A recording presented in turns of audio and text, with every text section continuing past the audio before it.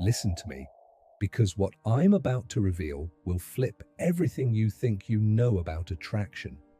While most men are out there chasing, begging, and making fools of themselves, there's a select group of men who've discovered something different.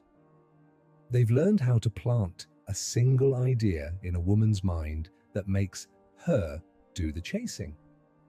And no, this isn't about manipulation or tricks. This is about understanding the deepest psychological triggers that make a woman's desire activate on its own, like a seed that grows in silence until it can't be contained anymore. What if I told you that the most powerful seducers in history never made the first move? What if I told you that right now, as you're listening to this, there are men who haven't sent a single text, haven't asked for a single number, haven't made a single approach in months, and yet their phones are filled with messages from women they barely had to pursue? These men understand something you're about to learn. The mind of a woman is not conquered through force. It's awakened through seeds. Psychological seeds that, once planted, grow into obsession without you having to water them. You're about to discover the exact framework used by masters of human psychology to reverse the entire game. Because when you know how to plant the right idea at the right moment, you don't chase anymore. You become the one being chased. And that shift, that reversal of power, changes everything. Most men think attraction is about what you do, but the masters know it's about what you make her think when you're not even there. It's about occupying space in her mind without asking for permission. You see, a woman's desire doesn't live in her body first.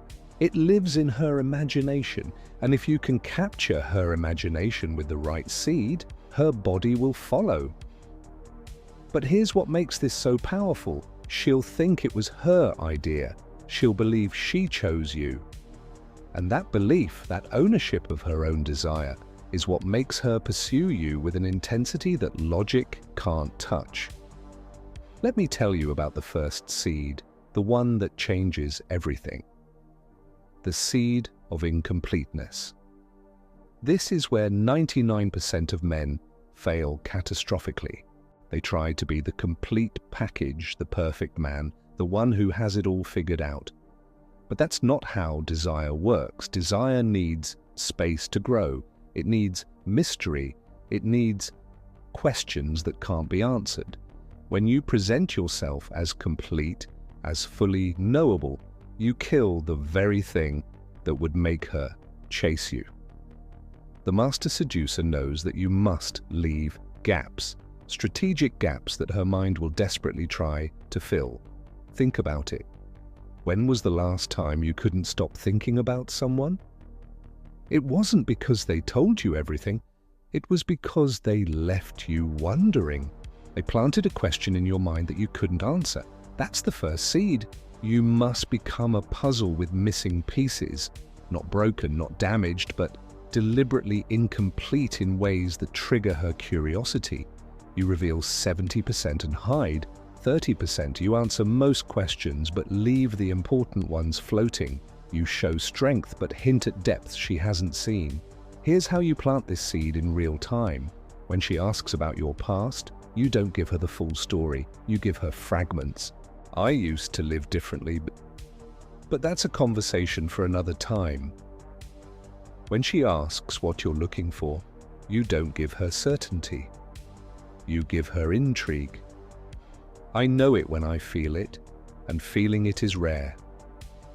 Every interaction should leave her with more questions than answers. Not because you're playing games, but because you understand that curiosity is the birthplace of desire, but incompleteness alone isn't enough. You need the second seed, and this one is surgical in its precision, the seed of selective attention. Most men shower women with attention like it's water, and they're trying to put out a fire. But the master seducer knows that attention is currency, and like any currency, if you flood the market, it becomes worthless. The seed of selective attention works like this.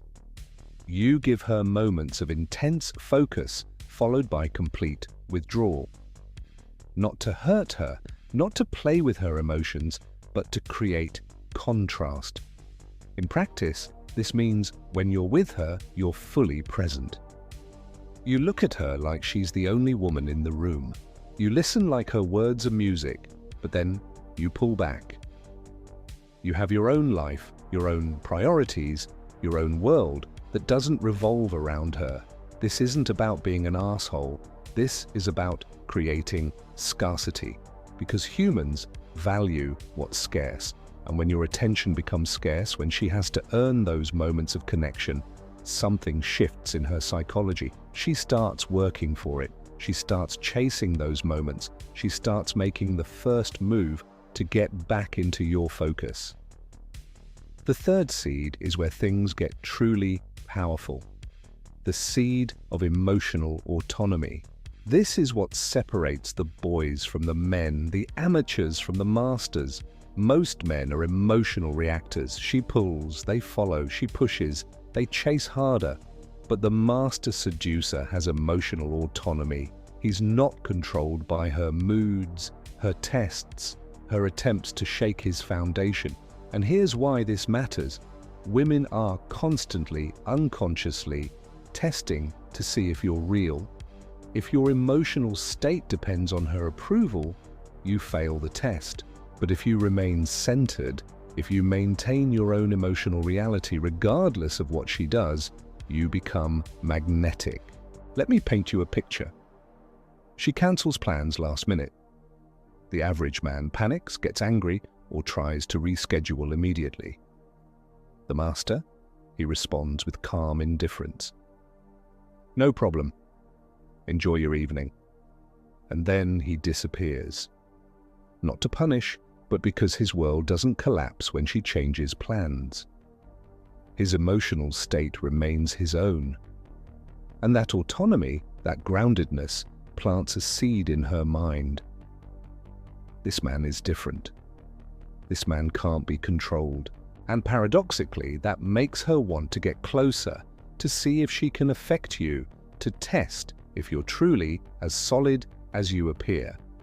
Now we reach the fourth seed, the one that triggers pursuit like nothing else, the seed of potential connection. This is sophisticated psychology at its finest. You don't show her that you're perfect for each other. You show her that you could be perfect for each other if only, and that if only is what drives her crazy. You create moments of deep connection, moments where she feels truly seen, truly understood, but you don't close the loop. You don't say, we're meant to be. You leave it hanging in the space between you, unspoken but felt. In conversation, you might say something like, it's interesting, I feel like we understand each other in a way that's unusual. But timing is everything, isn't it? You acknowledge the connection but introduce distance. You validate the chemistry but question the circumstances. This plants a seed that grows into a burning question in her mind. What if? And that question, that possibility of something special that hasn't quite happened yet, is what makes her reach out. It's what makes her text first. It's what makes her suggest meeting up. But here's where most men who learn these concepts fail. They try to force the seeds to grow. They plant them and then constantly check, constantly water, constantly hover. But seeds grow in darkness, in silence, in space. Once you've planted these psychological seeds, you must have the discipline to step back, to let her mind do the work, to let her imagination run wild without your interference. This is the hardest part for most men because it requires trust. Trust in the process, trust in psychology, trust that desire follows its own timeline. The fifth seed is perhaps the most counterintuitive, the seed of authentic disqualification. This is where you flip the entire script. Instead of trying to prove you're good enough for her, you subtly question whether she's good enough for you. Not through arrogance, not through insults, but through standards. You mention casually the things you value that are rare. I've found that genuine curiosity is surprisingly uncommon. Most people just wait for their turn to talk. You don't say she lacks it. You just plant the seed that it's something you notice, something you value, something she now wants to prove she has. This works because it reverses the typical dynamic. Suddenly she's not evaluating you, she's hoping to meet your standards. She's not deciding if she wants you, she's working to make sure you want her. And this shift, this reversal, is what makes her take initiative. Because now she has something to prove. Now she's invested. Now she's chasing not just you, but the version of herself that would be worthy of you.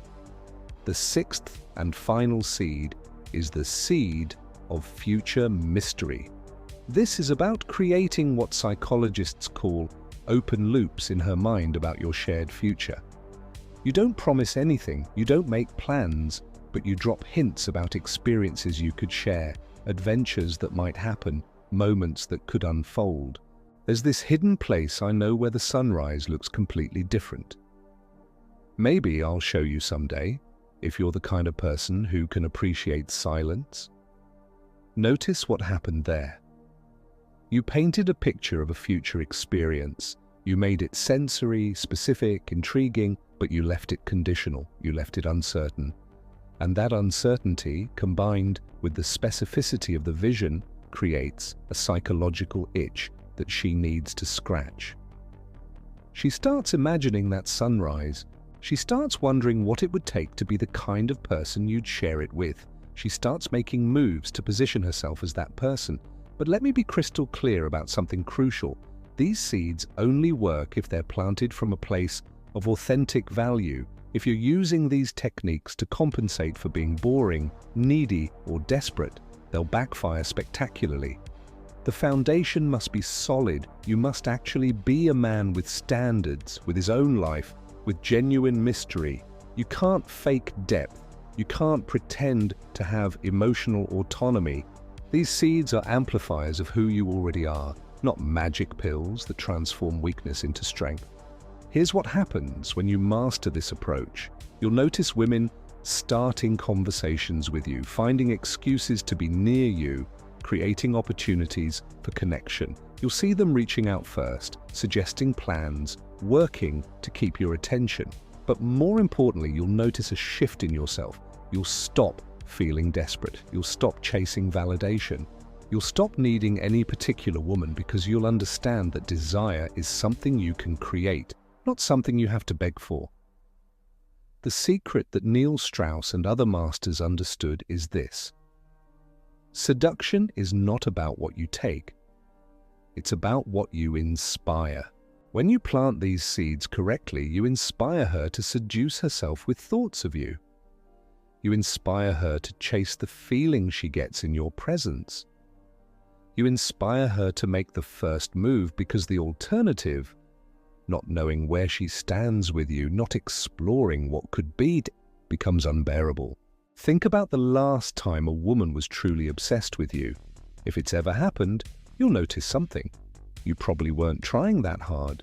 You were probably just being yourself, but a version of yourself that was slightly out of reach, slightly mysterious, slightly challenging. That's what these seeds recreate, but with intention, with precision, with the kind of surgical accuracy that turns chance into choice. But here's the warning. Once you understand this power, once you see how easily you can plant ideas that grow into obsession, you must use it wisely. Because a woman who's chasing you based on seeds you've planted is investing real emotion, real hope, real desire. If you're not prepared to handle that responsibly, if you're just collecting attention to feed your ego, you're not a master seducer. You're just another manipulator. The true masters understand that with power comes responsibility. They use these techniques to create mutual desire, mutual growth, mutual exploration. So how do you start implementing this today? First, stop everything you're currently doing to chase women. Stop the constant texting, stop the immediate responses, stop the eager availability, create space. Then, in your next interaction, focus on planting just one seed. Make it the seed of incompleteness. Reveal something intriguing about yourself, then change the subject. Leave a question hanging in the air, end the conversation before she's ready, and then watch. Watch how her behavior changes. Watch how she starts reaching out. Watch how she starts chasing the mystery you've created. Remember, every master was once a student who decided to stop accepting the ordinary. Every man who now has women making the first move once stood where you stand, wondering if it was really possible. The difference between them and everyone else? They took the knowledge and applied it. They planted the seeds and had the discipline to let them grow. They understood that true power in seduction comes not from what you chase, but from what you inspire others to chase. The men who understand these principles don't live in the same reality as everyone else. They live in a world where desire flows toward them, not away from them. Where women make the first move, not because these men are perfect, but because they've mastered the art of planting seeds that grow into gardens of obsession. And now, you have the same knowledge, the same tools, the same power to flip the game entirely. What you do with this information will determine whether you remain another face in the crowd or become the kind of man women can't stop thinking about. The kind of man who doesn't chase because he doesn't have to. The kind of man who plants a single idea and watches it grow into pursuit, into desire, into her making moves she swore she'd never make. That power is now in your hands. If this opened your eyes to what's possible, if you felt something shift inside you while listening, then you're ready for more. Or subscribe to this channel right now, because this is just the beginning. Every video I create is designed to hand you the psychological keys that most men will never discover. Comment below and tell me which seed you're going to plant first. Share this with a friend who's tired of chasing, tired of being ignored, tired of playing a game he's been set up to lose. The next time you interact with a woman, you won't be the same man who started this video. You'll be armed with knowledge that reverses the entire dynamic. You'll be the one planting seeds while others are still pulling weeds. You'll be the one being chased while others are still chasing shadows. Welcome to the other side of the game. Welcome to a reality where you don't make the first move because you've inspired her to make it for you.